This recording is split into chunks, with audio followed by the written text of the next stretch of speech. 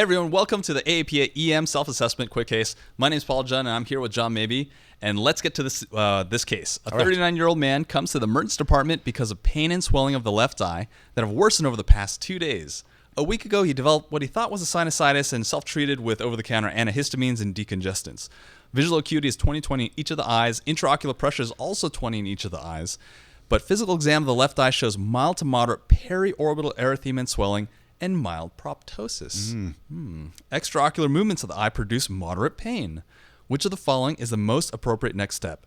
Admit the patient to the medicine ward, antibiotics and ophthalmology follow-up within 24 hours, CT scan of the orbits, emergent lateral canthotomy and cantholysis, or intravenous administration of acetazolamide. John, what's going on? And the answer is CT scan of the orbits. Right, so to really clinch this diagnosis, you have to do like an imaging study.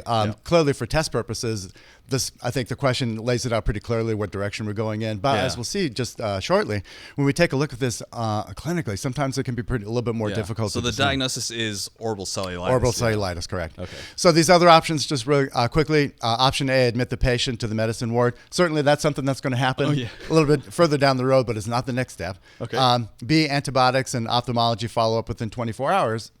Antibiotics is certainly an appropriate step, but ophthalmology in 24 hours is not a correct option. Here, emergent lateral canthotomy and cantholysis. This is indicated in some with like an orbital compartment syndrome. So it doesn't sound like this person. That certainly could happen, you know, in extreme circumstance. But this person clearly is not at that point. Yeah, the intraocular pressure is okay. The visual acuity so far is intact. So got it. Okay. So there's enough information there to point you away from that one. The last option, intravenous administration of acetazolamide. So this is also not indicated here for acute glaucoma. Yeah, there you go. That would be an indication. But this is not glaucoma. All right. So some of the key elements then here for the diagnosis of orbital cellulitis. The classic findings are proptosis, so that's when the eyeball just kind of bulges out at you. Ophthalmoplegia is like the eye. I'm not sure exactly what the definition is. It's like paralysis of some of the eye muscles, so that you're not looking. If you're looking in a certain direction, it's not symmetric. It's like they're going in two different places. Right. So it doesn't move. Right. Yep.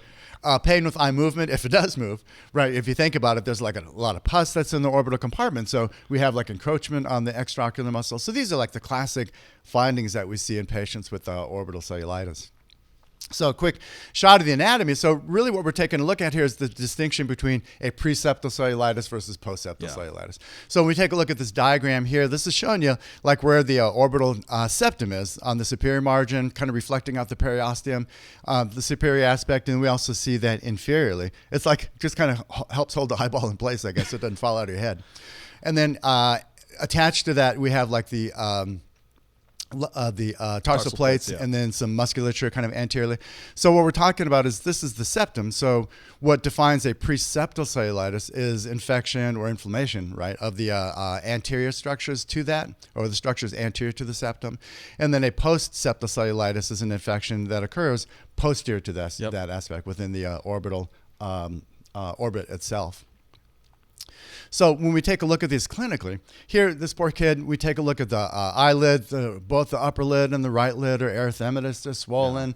And it's really hard to really see if this kid's got proptosis, you know, here. So sometimes the distinctions can be a little bit difficult. And it's worthwhile noting, I mean, at least for the exam, it's going to be very, very clear. It's all or nothing. I mean, they're not going to be toxic. They're not going to have the classic cardinal findings or hallmark findings of orbital cellulitis. But in real life, I mean, it's a spectrum. I mean, weird thing is that orbital cellulitis, this picture looks intuitively like a preseptal cellulitis because it's all inflamed. But then orbital cellulitis can also have associated inflammation and erythema of the actual eyelids themselves. And in fact, if we take a look at this next image, again, there's like a marked swelling, right, of the both upper lids. It's red, and the question becomes again: is it just preseptal or is it like a postseptal with some maybe posterior pressure that's kind of causing the it's not a simple diagnosis to make. I mean, it can be certainly, but that's why the CT scan of the orbits helps become the arbiter in those equivocal cases because that's a high sensitivity diagnostic test. Exactly. With IV contrast of the orbits. Yep.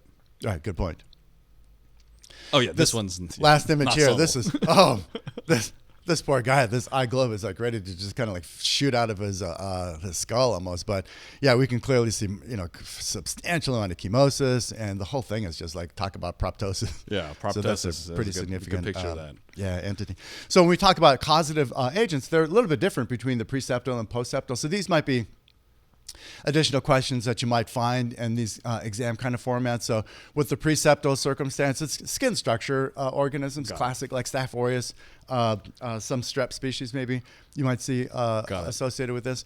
Because the orbital cellulitis, we didn't talk about this earlier, but the orbital cellulitis is typically secondary to an extension of an actual sinusitis that someone might have. I see. So ethmoid sinusitis is kind of like the classic one associated with this. And if you remember, there's that really thin piece of bone between like the eye orbit that defines the eye orbit. Yeah, the lamina propria.